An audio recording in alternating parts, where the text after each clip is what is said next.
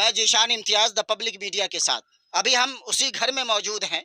वो वही घर है उसी पिंटू का, जो पिंटू कई जानों को बचाते हुए अपनी जान को नदी में गंवा देता है और हमेशा हमेश के लिए नींद के आगोश में सो जाता है। हम उसी पिंटू के घर में मौजूद हैं। आप घर के हालत को देख सकते हैं कि ये गरीबी का आलम है, किस तरह का ये झोपड़ी है।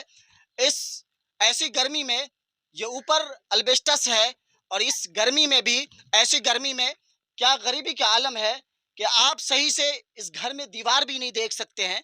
न मिट्टी की दीवार है, न वो ईंट की दीवार है। एक तरह से वो बांस की जाफरी लगी हुई है और जैसे तैसे जिंदगी गुजारी जा रही है। वो पिंटू का घर, वो पिंटू जो अपने समाज के लिए हीरो बन गया और पूरे समाज में हीरो जैसा नाम कमाया।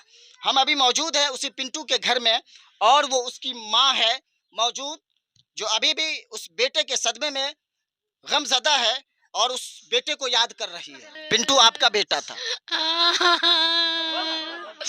हाँ, हमरे बाबा चले बाबा पिंटू हमर चले 4 गो के छले, 5वां छाने के लिए तो बाबा 4 गो छौरी जान दिल के बाबा के नहीं ऊपर होले। हमारा कितने नंबर का वो बेटा था आपका? सबसे छोट छले 18 साल के छले। 18 साल। 18 18 से ऊपर थे। हाँ, वही हमरा कमा के समय कटबै छले। मतलब घर का देख रेख सारा खर्चा उर्चा वही करते, वही करे छले हमरा। सारा पूर्ति वही करते।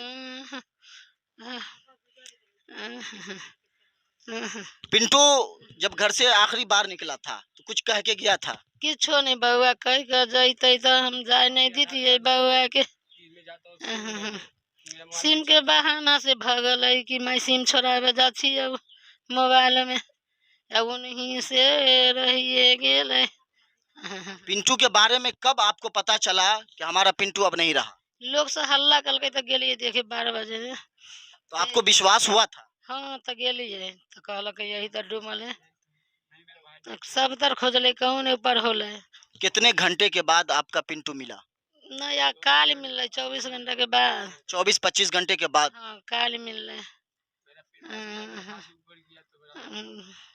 बहुत कोशिश करने के बाद उस पिंटू की लाश को निकाला। हाँ, बहुत कोशिश करके तो लाश निकल रहे। देखिए वो वही माँ है जिस पिंटू की याद में अभी भी भावुक है और ये रो रो कर अपनी बयान दे रही है, बयान कर रही है। लेकिन जो दर्द, जो तकलीफ, जो एहसास इन माँ के दिल पर गुजरता होगा, शायद इस एहसास को कोई जान सकता है। एक माँ अपने बच्चे को खोने में किस तरह से वो कराहती है और बच्चे को खोने का क्या असर होता है, क्या तकलीफ होता है, वही एक माँ समझ सकती है कि जिस बच्चे को पाल पोस कर बड़ा जवान किया, उस माँ के दिल में बहुत से शौक होंगे जो इस पिंटू के इस दुनिया से जाने के बाद इनका शौक इनके दिल में ही दफन हो गया।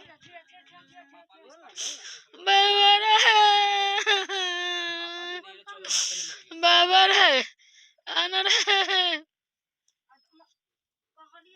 देखिए किस तरह से बोलते बोलते बेहोश हो जा रही है, अभी भी उस हालत में नहीं है कि सही से बात कर सके।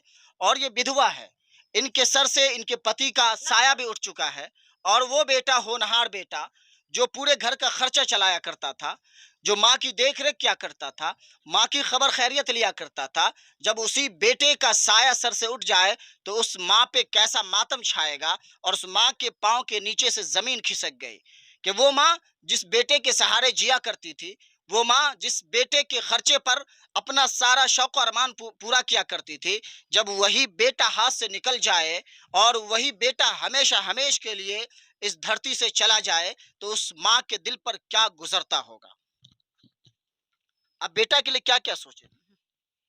कथी बउआ के सोचती है कि बउआ हमरा कमा के गए चले, कहली बउआ रे नहीं जाइए कहूँ, हमारा नहीं कह के गेले कि मैं दरगाह पर जा छी, चुप्पे चली गई। कहाँ जाकर बउआ बैठल है सामान। हम ज्यादा बात नहीं करना चाहते इसलिए कि बार बार बेहोश हो जा रही हैं। उम्र भी है इनका, लेकिन बच्चे को खोने का जो गम है, शायद कई बरसों तक वो गम इनको सताता रहेगा। वो पिंटू की यादें, उनका हर पल, उनका हर काम, उनकी हर बात उनकी यादें सताती रहेगी। शायद उस पिंटू के हर काम को, उनकी याद को भूलना बहुत ही मुश्किल होगा। ज़ीशान इम्तियाज़, द पब्लिक मीडिया के साथ।